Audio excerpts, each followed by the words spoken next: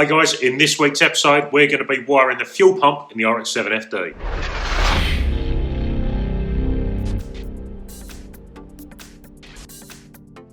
Hi, welcome back to the Essex Rotary channel, and in this week's episode we're going to be continuing our fuel pump upgrade on the RX7 FD. This week you've already seen us install the fuel pump and do the various modifications to get that installed. We're actually going to be following up with the power circuit relay thingy-majig we spoke about in the last episode of the fuel pump build anyway. So without further ado, let's head out to the workshop and get wiring.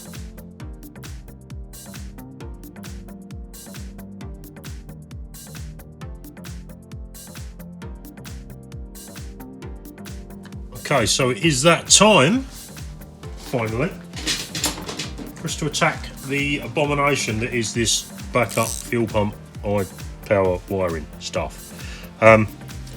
We added this, by the way, between videos to says fuel system at the front, so we're going to pop that off. This was, however, this ground wire was, we know it's on plastic. Not supposed to be there, but that particular ground wire was actually grounded to the tank, bizarrely. But this ground wire runs through the gland up onto. Let's get rid of that. First thing, actually, before I start chatting too much crap, informative information. Sorry. Before I start giving too much information, I'm going to strip. We're going to tidy up and strip a lot of this unneeded wiring back, so it's easier to see what we've got. There's some bits there which are no good, so yeah, we'll probably time lapse this bit and be back with you in a minute.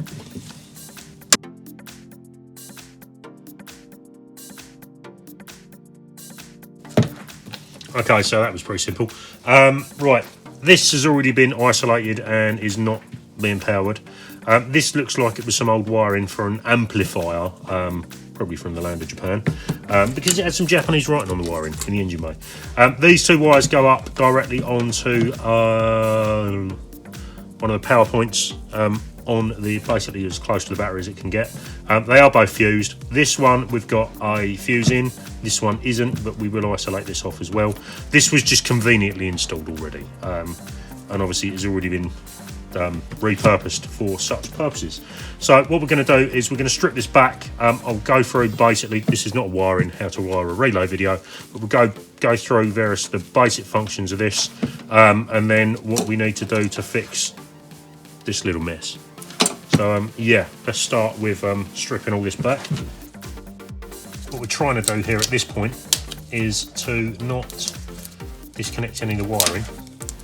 I'll show you what is what with this little mess.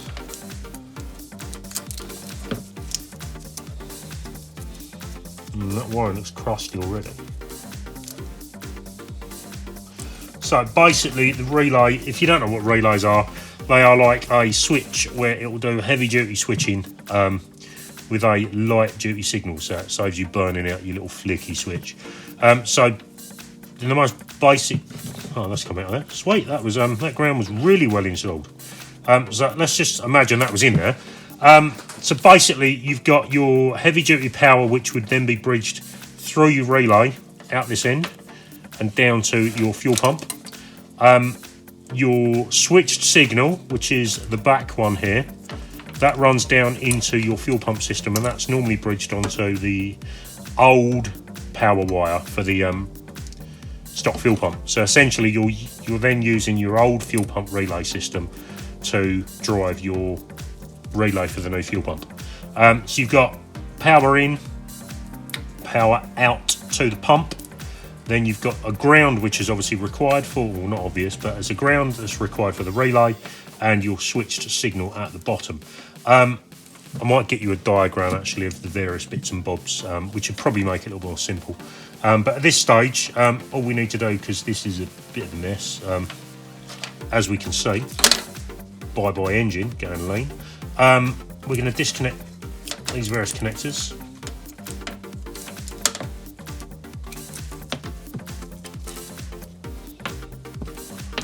Nice installation there. You can also see on the bottom of the relay with a bit of luck. Nope. Try some extra light. There we go. The numbers. So you've got a pin 30, for instance, which is this one here. Then you've got various other pins. So there's normally, from memory, there's an 85, an 86, an 87, and then in the middle you can see an 87A. So in some 5-pin relays, there's actually an extra pin for extra purposes. Don't need one in this case, but yeah, 4-pin relay will do the job for you. We're going to obviously install a holder for this as well, but yeah, so pull that back out of the way. We should also strip these nasties back. That can go for the minute. As a side note, it is also worth noting that admittedly this was only powering the relay, but your ground wire, if you're providing heavy duty power to your fuel pump via some nice beefy wire, and this probably a little bit overkill, but it is also worth noting that you should really also beef up your ground wire, because it's going to cause yourself problems. If you've got a heavy duty wire feeding power, because your pump's drawing it, but it can't actually get rid of those used electrons, as well as it can draw the used electrons, it's going to cause problems. So it's always worth making sure that your ground wire is the same size, if not maybe even a little bit bigger than your power wire. We're going to make sure that's done in this case. Most of this is going to go, and we're going to use some nice spec 55 mil spec cable, which will be more than enough, more than up to the task, and yeah, will provide the guy with some nice, solid, reliable power. So we're going to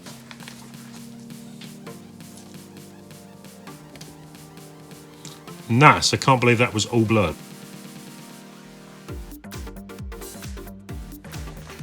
So, a little bit of a continuity issue here. Reviewed some of the footage back, found a lot of it was blurry. So, some of this wiring which you will blurrily be able to see or out of focus, we stripped out. Yeah, we'll do again quickly just for the sake of understanding what's what. So, there's a ground wire which we're going to pull out. This was connected badly onto the relay and then connected to the tank. That can go. Then there was a couple of power wires. One of them was from this white with red trace power wire, which is the stock one. This would have been to trip the relay. So one of these would have been connected to that, and then onto the switch side of the relay. That's going. That one there. And then this would have been the feedback, which was crimped onto there. We've since cut or removed the triple Scotch locks or butt crimps, but that one there would have been connected to there, not there. Just that was how it would have been. So that's gone. So what we're left with is essentially the old factory style harness. So you've got your various wires here, which would have been your main ground, so your main power, main ground wire, and then you've got your heavy duty or your original live to power the pump. The other two are for the level sender. From here, what I'm actually going to do to make this installation easier, I think, is we're gonna remove this trim, peel this back, which will give us access just under here. That bit there, there's actually a relay with a really nice clean ground point. So we're actually going to strip this back, pry it forward slightly to actually access that area. It will enable us to hook up the relay or the ground wire, secondary good ground, and also we can disconnect this sub harness and modify it out of the car. So that should make life a lot easier. Plus we can tuck the relay and stuff out of sight where it'll be nice and tidy. It is worth noting that to remove this, it is a little bit involved to remove it completely, because you're going to need to remove all of the trim and the rear light or the rear seat stuff. So what we're actually going to do, we're going to remove the rear trim panel, which is just off shot here. We'll pop that off, and then we'll prise this back to give us access to what we need to remove. I'll see if I can get you some camera shots of that as we go. So I suppose we've all repositioned. Let's try to move those bits out of the crap out of the way. and get on with stripping these bits and bobs. So a few 10mm to strip off. M6s, 10mm pegs, whatever you want to call them.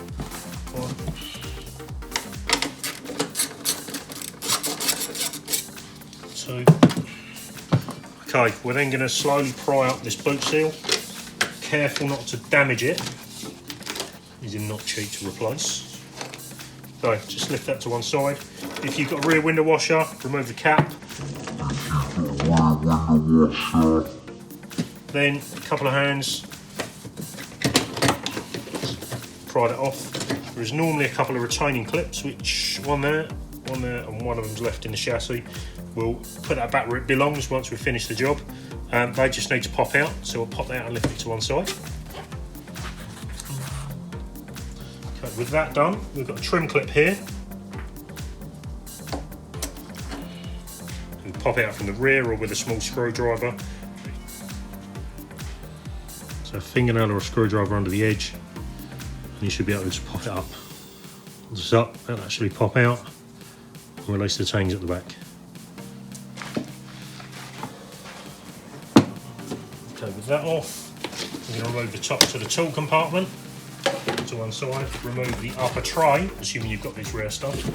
There's another trim clip in here we're going to remove, the same as the one I've just showed you.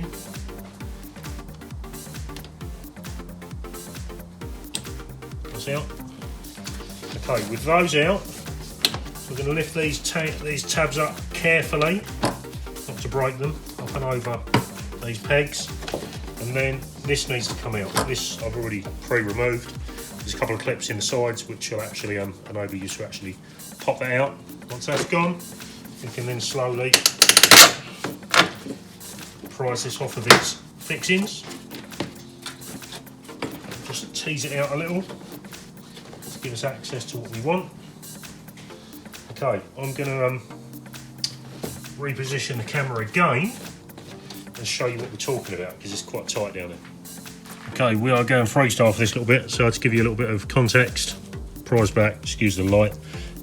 This is the relay point we're talking about. So there's a relay down here, nice real clean grounding point there.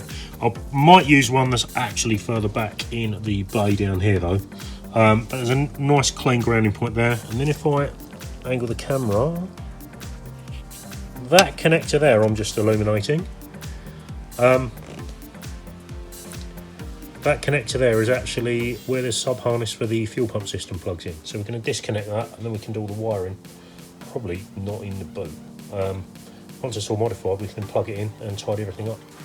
Okay, so to recap, with this pulled out, the sub harness is removed. Basically what we're going to do, we're going to move this to the bench, we're going to strip this back, we're going to attempt to remove, or we're going to remove all this crap around here. This wire is going to be pulled out, and then we'll run that off. We'll terminate that and run to the trigger for the relay. We're going to splice an additional ground wire into this, just to provide a good solid ground, just in case there's any dodgy ground connections on the stock harness. That should be good. All we need to do, we need to power that with a new power feed. That should be enough on the sub harness, so we'll end up with some wires out the back. This one we're actually going to pull back and then run under the outside to the relay block that will actually mount to we'll probably tie to the wiring harness. And from there we've just got to run an additional ground, which we'll probably splice in. Then it should be all good to actually install. Fuse is up front already. So yeah, without further ado, I suppose, let's tidy this crap up, and then we'll move to the bench to dissect this. So here is the harness. It's time to start tidying it up and stripping it off, I suppose. Yeah, blade, cutters, let's get some tools.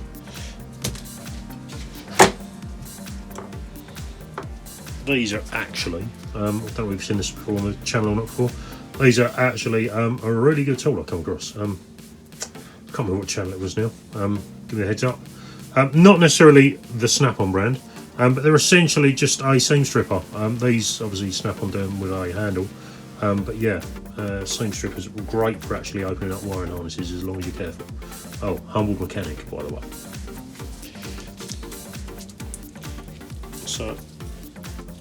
as I mentioned earlier, I'm basically going to, I think we're going to start by grabbing a blade and stripping this casing open.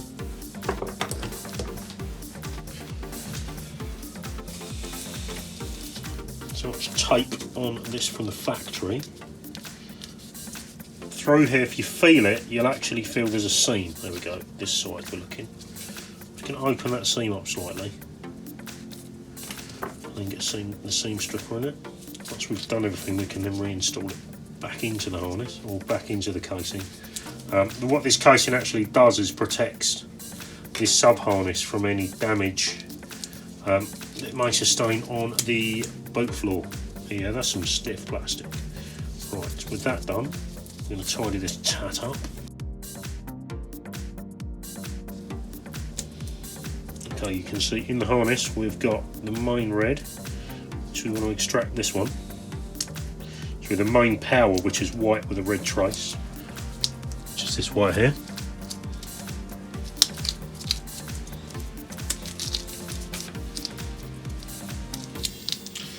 Okay, with that done, I'm going to say it's time for a glove pit stop, so I'll be back. Okay, just going to wipe the harness down with something to kind of get rid of the glue. So the basic plan is going to be that is going to be pulled out of the harness. Okay, it's going to be pulled out of the harness.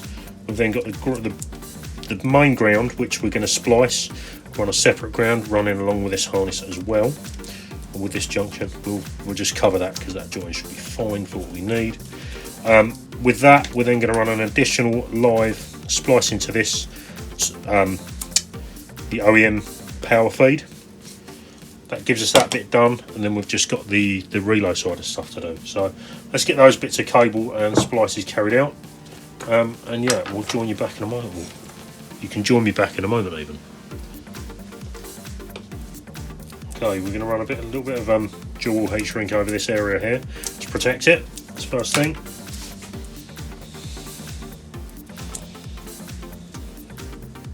That will do nicely.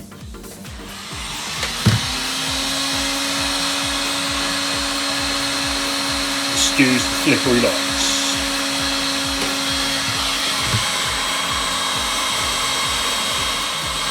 The dual shrink's actually got an adhesive lining in it, so it'll also help keep that joint sealed.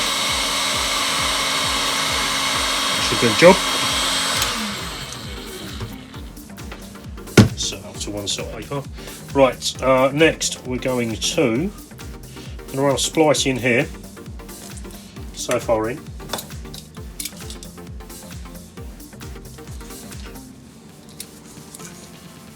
I'll attempt to splice it.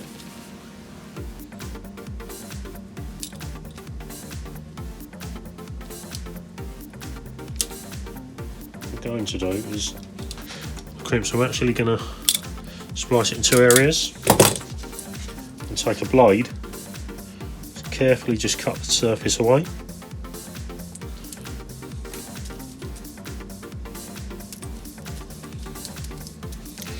We've actually got an exposed piece of cable now.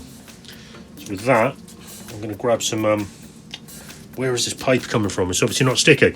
But with that, we're actually going to run an extra piece of 12 AWG cable off of the ground. We're going to crimp that on. We'll do that now. This is 12 gauge, it's spec 55, so the wool's really thin. But yeah, it's always fun. This is the funky bit, so you might not get this on camera. It's where every human needs 3 hands. And splice. I'll run that way because it's going to run. So we're going to run it this way actually.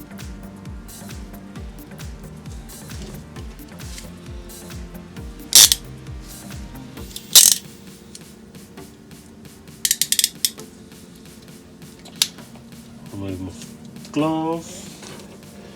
Sure the open barrel splice is actually positioned quite nicely where it wants to be. And then we're just going to crimp down on it.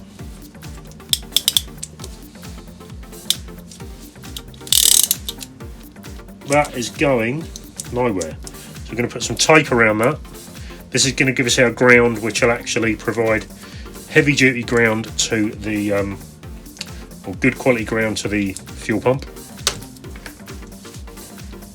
And some caps and tape around that. Most people use electrical tape. Okay, we'll probably run a tie around that as well to strain relay it afterwards. Okay, with that done, now what I want to do is I basically want to run a length of cable from this end right up the harness, probably to about the same length as this end of the ground here.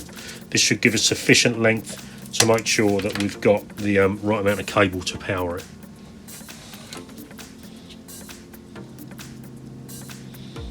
Install the wires from either side.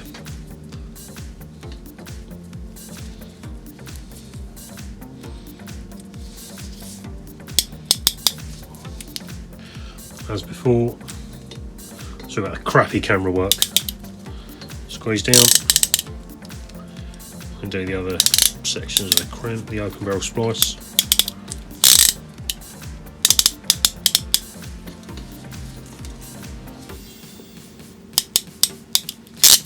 Okay, so that done, you can see we've got a nice splice on there. It's not going anywhere. We're going to wrap this and then dual wall this one. Give that a minute to cool. And we're going to bundle these back up into the harness because this part's done.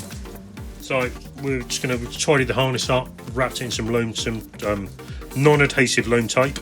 I'm just going to go and offer this up to the car to make sure that we've got all the correct lengths on this section, so we can then go ahead and get the gland reinstalled.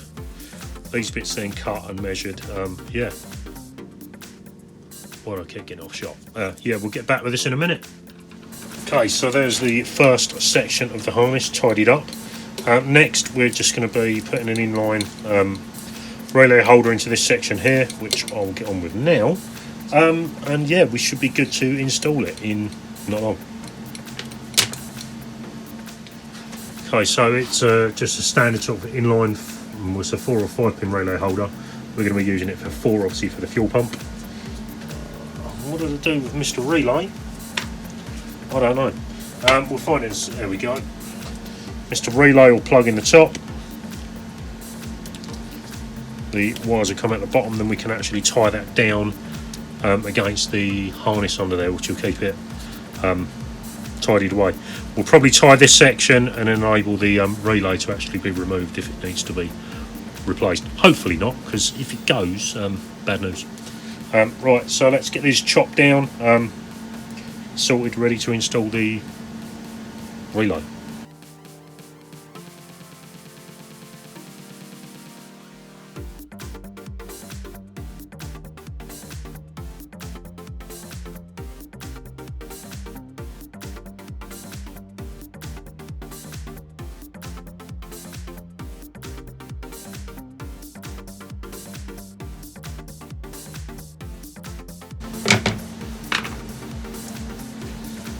Okay, and then we're going to chuck some loom tape across the length of this now. But I've ballsed up.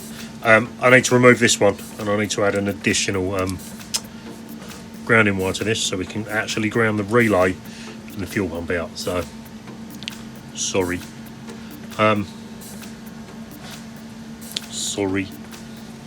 Yeah, we'll get that done. And we might be back and be done in a bit. I keep saying that now. It's annoying.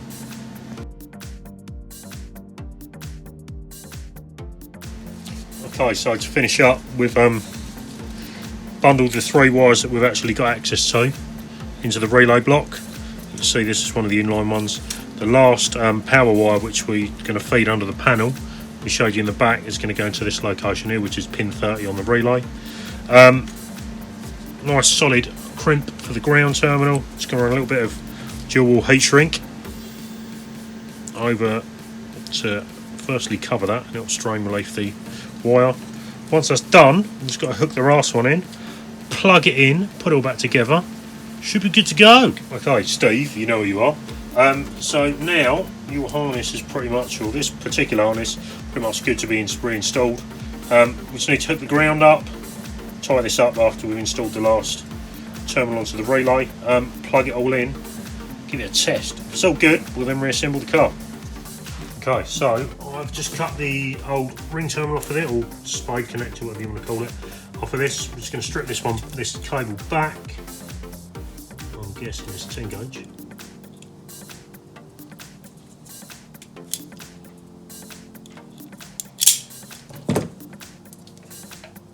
Okay, with that stripped,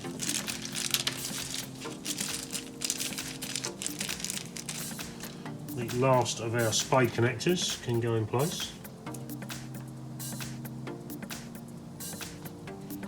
It's quite large, in this much we've got all of the conductor is within the terminal. Okay, so we had to extend the cable out a touch. We've used small 12 gauge as opposed to a massive 10 because it wouldn't fit in the crimp, but it was too short anyway. Installed the relay ground. So we're going to tuck all this back in under the trim here. With that done, we'll be able to power it up and test everything's working. Let's get to it. All this is now hooked up. We've actually managed to get enough cable to tuck the relay, all going well. Where's it gone? Hopefully we'll be able to fit it into the fuse box for ease of service, so you're going to rip this out in future. So there's toolbox, there's enough room at the front to be able to tuck it out of the way.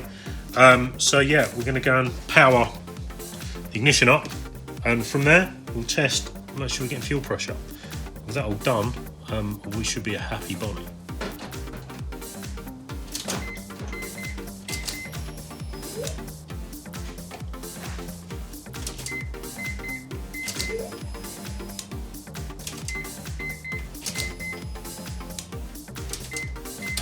I do believe that is the sound of a fuel pump working.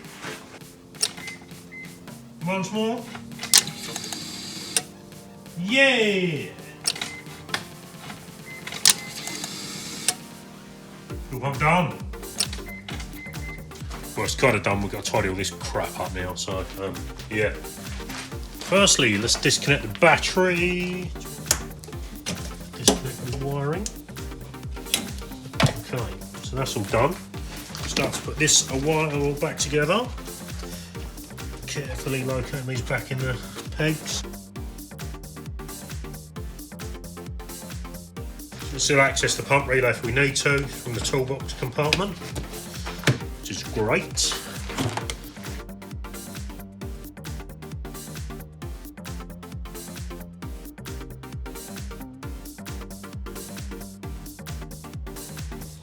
Okay, with that done, fuel pump cover.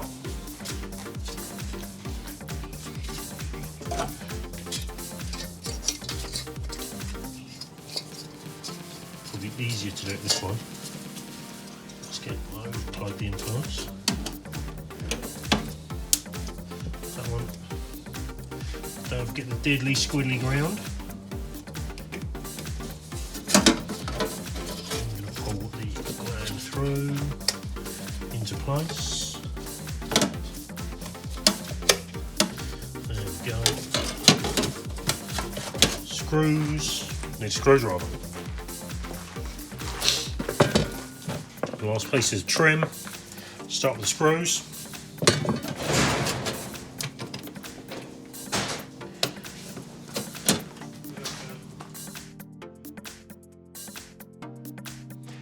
So guys, there we go. With the wiring and relay installed, we should be good to be able to fire the RX7 up.